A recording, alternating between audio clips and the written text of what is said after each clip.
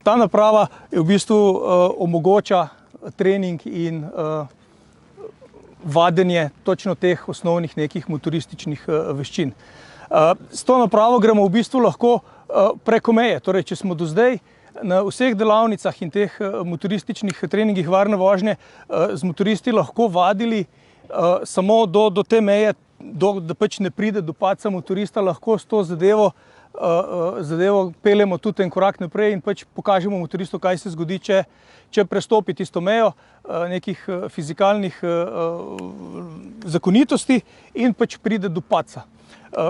Kaj v bistvu lahko vadimo? Vadimo lahko od zaviranja do tehnik v smislu, ne vem, potiskanja motorja, torej cel kup enih vaj je, ki jih lahko tule probamo. Danes jih bomo potem nekaj potrenirali, pa jih bom potem mogoče pokomentiral. S tem delincem v bistvu upravljam sprednje in zadnje kolo oziroma te hidravlične sisteme, ki so na sprednje in zadnje kolo nameščeni, in dvigam oziroma spuščam poljubno sprednje ali zadnje kolo in s tem zmanjšujem stik pnevmatike s podlago. Kar pomeni, da se motor v različnih nastavitvah povsem drugače obnaša. Lahko ga že pri nekih malih, mehkih hitrostih pripelje motor do take situacije, da pač ni več obvladljivo in zelo hitro lahko pride do padca. To zelo hitro vidimo potem tudi kdaj na cesti, če podlaga ni dobra oziroma so pnevmatike slabe, kako se lahko že pri mehkih hitrostih hitro kaj zgodi. Mogoče kakšno vprašanje? Kako je ta naprava dosegljiva motoristom? Da se nas hoče probati? V bistvu to napravo v bistvu lahko proba vsak, ki pride na delavnice oziroma treninge varne vožnje, ki jih organizira Agencija za varnost prometa. V popolni motoristični opremi pač omogočimo vsakmu, da se gor usede in seveda v upoštevanju navodil, ki jih dobi, predno se na motor usede, in to je v bistvu to. Nič kaj posebno težkega ni.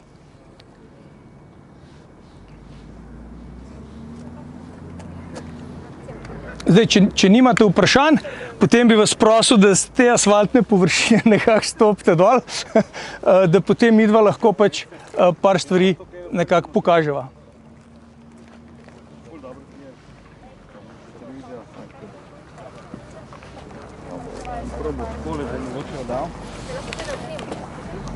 Jaz se bojim, da bo tam dol padla.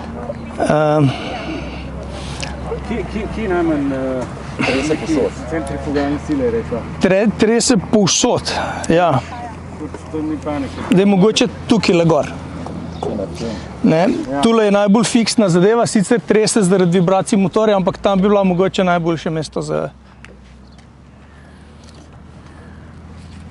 Ne vem pa, če bo gledal, dojel,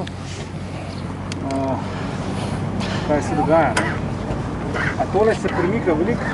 Ja, to se premika v bistvu skladno z motorjem. Koliko balanca zavije, tako to tisto zavije.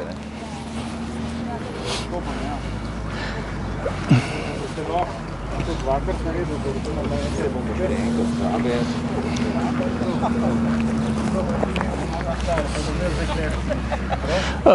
Rok, so šti malo zapeljal.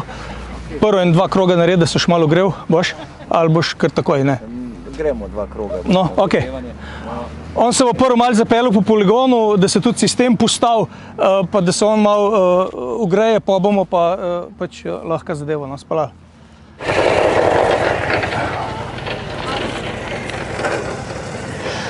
Zdaj on prvič se bo zapeljal se pravi, vse bo na motorju pržgan. Mi imamo možnosti izklopati se pravi elektronike, ki onemogoča zdrs in ABS-a.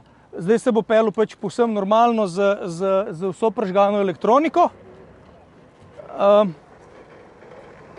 V bistvu z namenom, da vidite mogoče kako v normalnih situacijah funkcionira motorno kolo. Zdaj se bo zapeljal tako, kot se običajno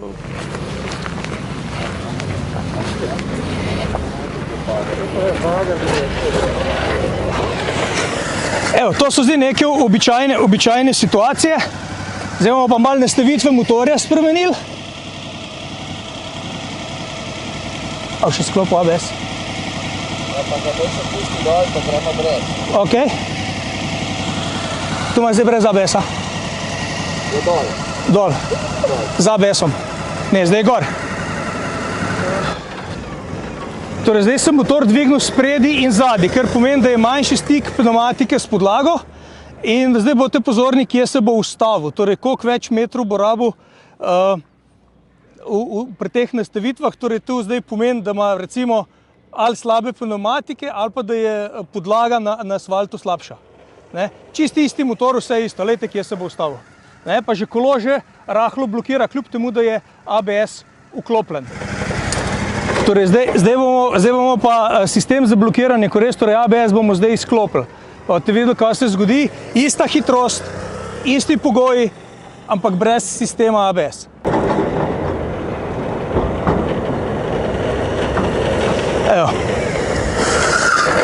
Evo, tle že skoraj pride praktično do padca. Rok je zadevo rešil s tem, da je kolo zablokiralo sprednjo zavoro v majčkem popustu in je onemogočil padec. No, zdaj pa tega ne bo naredil. Zdaj boste pa videli, kaj se zgodi, če pač pride do neke kritične situacije, motorist v strašnem motorju ni ABS-a. To se navezuje na tisto, kar sem prej rekel, da motoristi v kritičnih situacijah običajno ravnajo napačno, pač pride do nekega straha, panike in pač odreagirajo povsem samozaščitno nagonsko, kar pomeni, da niti ni nujno, da je pa ta reakcija povsem pravilna.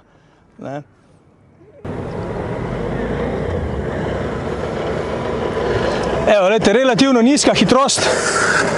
Evo, vidite, vsak od teh primerov je padec, prvi in drugi, čeprav je vmes še rešil, vidite, povsem pride do padca.